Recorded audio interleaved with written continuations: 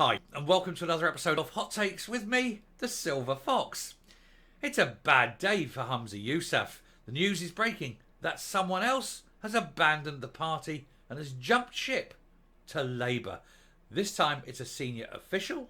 He's saying that the deletion of the WhatsApps was the straw that broke the camel's back, and that he's fed up with the secrecy within and surrounding the party. And so he's gone.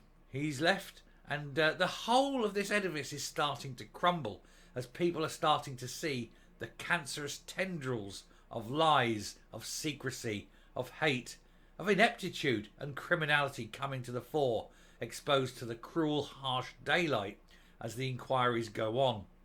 And he won't probably be the last. Many more will start going. Sure, you'll get a few of the swivel-eyed loons hanging on to the bitter end, but more and more genuinely decent people who just want independence but without the baggage of the SNP are prepared to walk. It couldn't happen to a nicer bunch. Let's take a look at this story and see who's gone and why. Here goes. It's a hell of a headline, and it's one I like. Humiliation for Humza Yousaf as SNP official defects to Labour, saying that he no longer supports independence. Doug Thompson said the Nationalists had swapped real hope for grievance as he pinpointed Nicola Sturgeon's deleted WhatsApps as what he called the final straw, the one that broke the camel's back. Humza Yousaf has been handed a humiliating blow after it emerged an SNP official, back to be a Nat MSP, had defected to Labour. And in a devastating double whammy, businessman Doug Thompson said he no longer supported Skexit, saying he'd become disillusioned with nationalism. I'm presuming the reason why is that he's finally seen the truth and has stopped believing the lies constantly peddled by this extremist group that call themselves the SNP. They keep saying, if you have this, if you have nationalism, we have an independent Scotland, this will be better, this will be better, this will be better. And what's increasingly happening is these people are seeing the truth that no, it won't.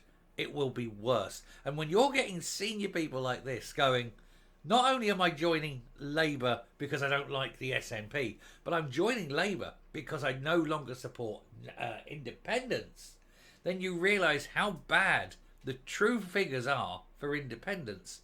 He's looked at them, he's undoubtedly looked at the numbers, seen what the reality is and went, no, this is wrong. I cannot, I must not. Mr. Thompson, who'd been a member of the SNP for 14 years, said the bombshell revelations that Nicola Sturgeon and other senior officials had deleted their WhatsApp messages relating to the COVID pandemic had been the final straw, and he'd previously been praised by Mr. Yousaf for having the drive, commitment and background and the belief to bring something very special to the SNP.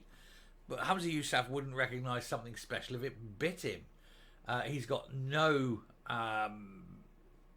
understanding of people. Where Nicola Sturgeon, I think, is a bit of a psychopath, I think Humza Yousaf is just an idiot. He's certainly got no political now. So he says these things because he's like, oh, we've got to give him a little attaboy, a little pat on the back. I don't know if he probably doesn't know anything, does he, to be honest? Anyway, Mr. Thompson was previously a convener of an SNP branch in Edinburgh. He was approved as a potential candidate for both Westminster and Holyrood elections. So you're talking someone who's been pushed all the way. He's senior. He is someone with potential. And to go and have that potential where he could have stood and possibly won, possibly become either an MP or an MSP, and willing to give that up, to sacrifice everything, then it must have been some kind of road to Damascus conversion. Because that's it's not just a bit, it's not just a little. That is a major change of everything. He's abandoning everything he's done heretofore and is going in a new path. And you've got to thank him for it. I mean, it's not exactly the sin of repentance, but it is finally someone waking up in the universe and smelling the coffee, and it isn't particularly good because the breakfast he's being served by the SNP is not a beautiful arbor oath smoky. No, it's a weak old herring, isn't it? Anyway, he told the Times he no longer believed in the cause of Scottish independence and said That's probably something that's been weakening with me for a period of time, and I suspect that some of it was maybe during the first ministership of Nicola. We lost so much focus on our core values. That's because it, for Nicola, wasn't about independence for Scotland. It was about pushing Nicola. It was about Queen Nick, the cult of personality. It became less about pushing what was right for Scotland and all about pushing what was right for Nick, which is why there was that extremism, which is why she divided Scotland with the if you are not with us, then you are against us, rather than looking for the points where you can meet, with the points where, yes, we've got differences here, but we've got so much alike here. She went, no, everything's got to be 50-50, black and white. The true sign of a psychopath. News of Mr Thompson's exit comes less than a week after Highland councillor Carl Rosey also quit the party.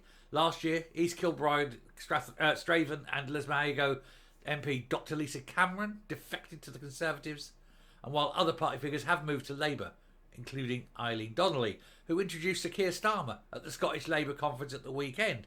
Just a little tangent on that one. Keir Starmer has maintained a very firm stance of being pro-Israeli action and saying no, that Gaza must give up the hostages and things like that. Now all of a sudden, bang, he's completely reverse ferreted. He's changed his views. You go, no, it must be a ceasefire, must have this, that, the other, blah blah blah. All of a sudden, bang, overnight.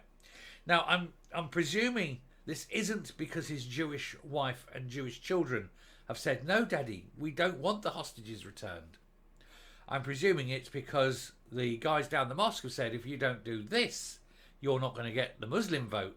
And Labour have been courting the Muslim vote for quite some time. Although that'll be less important now, as the Muslims are starting to start their own political parties. And in that, there is another problem, I think, which I'm not going to address in this video. That's one for another video. But if the Muslims abandon Labour, Labour are in deep, deep trouble.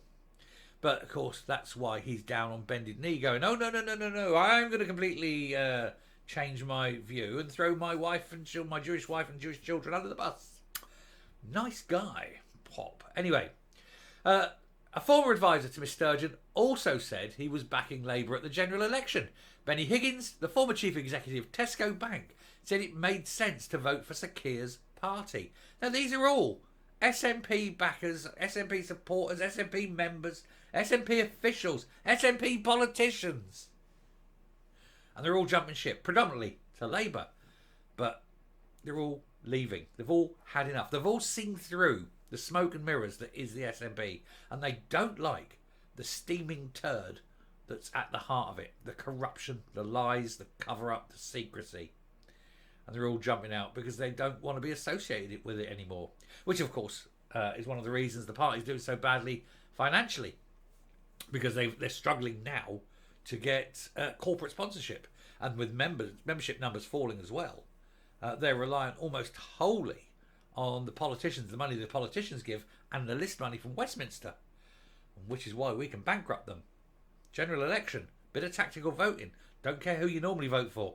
Look in yours, if you're in an area which has got an SNP MP, look to see who's second. Hold your nose and vote them in and get the SNP out and bankrupt the party. Just round this off, Mr Thompson, who's married to Mandy Rhodes, editor of the Hollywood Political Magazine, said the SNP has replaced hope with grievance. And he said, at the end of the day, I'm an optimist. I joined the SNP because at the time it projected real hope. And that's mainly being replaced by grievance and a lack of vision that doesn't fit with how I see myself, or indeed what I would wish for my country. I'm impressed by Scottish Labour's willingness to reach out from the party to look for ideas and creative solutions. The SNP are now a dying party, and I've got to be honest, ever since he's taken over, it's just accelerated down. It was already slightly on a downward pitch, so down it goes. He takes over, and that was an inflection point, and down it crashes like a roller coaster. Only there's no upswing on the other end. It's just down and crash. He honestly could be the last leader of the SNP, and I think that would be an abject lesson to all political parties. When you have as your leader someone who does not have a vested interest or a connection to the country in which he's attempting to lead. I shall stop there. I shall come up and we'll round off the video. So how many more? How many more officials will go? How many more MSPs will jump ship? How many MPs will go? We already know that there's well, it's 8 leaving at Westminster at the election, because I think more jump before pushed. But you know, undoubtedly after the election there'll be a lot fewer MPs at Westminster, and that will break the party. But if you can get them down to single figures, they'll most undoubtedly go bankrupt. So it's going to be up to the good people of Scotland to vote in tactical ways. Hold your nose, vote against them, get them out and destroy this party of evil. We've all seen the awfulness, the nastiness. And once they've gone, and once someone else actually has control, it may be that Police Scotland will not be so forgiving on past crimes. Anyway, I shall stop there. Thank you very much for watching. Do please hit the subscribe button, ring that bell, leave a like, leave a comment, please share the video. And until next time, stay safe, stay well, and I will speak to you later. Bye.